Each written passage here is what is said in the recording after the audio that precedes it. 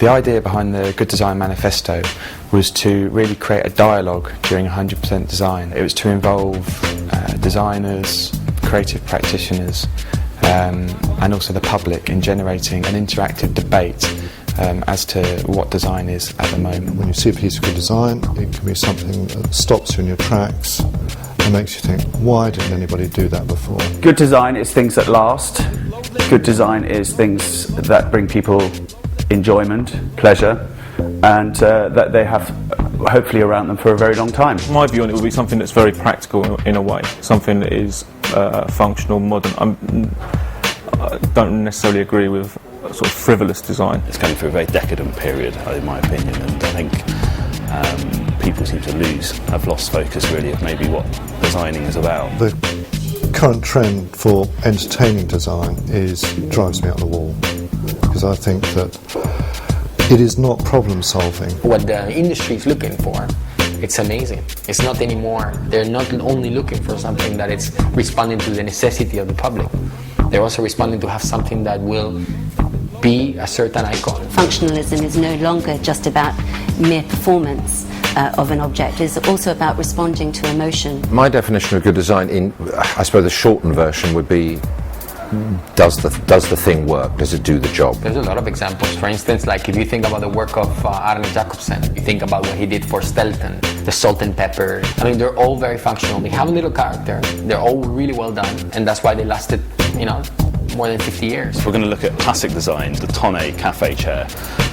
is fantastic. It's made out of sustainable material, it's cheap to make, it's mass produced, and it's comfortable and looks good, and it's been around for over 100 years. I really think the brown orange squeezer, they work so well. Just click the thing so it doesn't get out. It's really well done. I mean, at the end of the day, there's a lot of products out there every day that are fantastic. The paper clip, it's a simple thing. Sellotape, where would we be without sticky tape? Where would we be without so many little objects? Examples of good design. Yes, the hinges that are on the gate out there, because for 6 months after we moved in, 12 different companies tried to come and make hinges to hold that heavy gate.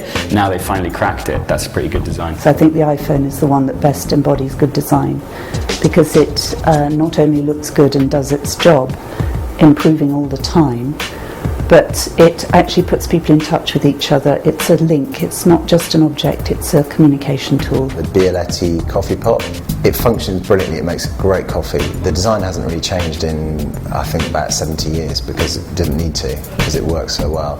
It's very cheap to produce and people can, you can buy it, anyone can buy that thing. To come up with a definition of what good design is, you also have to understand what bad design is. And bad design generally is not aesthetic, because no one can say whether something is good or bad. So bad design is generally judged upon function. Bad design is disposable design that people will keep for a very short period, and things that we don't not necessarily need, but that have absolutely no emotional attachment with the actual owner of the product. It's a bit of a red herring to try to find out what good design is. Who's deciding? I think it's useful that it's talked about, and not in a kind of patronising way, but it's good to constantly drive the message home. Design is a process of evolvement. It's not about immediate success. Even when you're kind of being asked to design something, there's always that ability to tweak it, tune it, and sort of take it to that next step.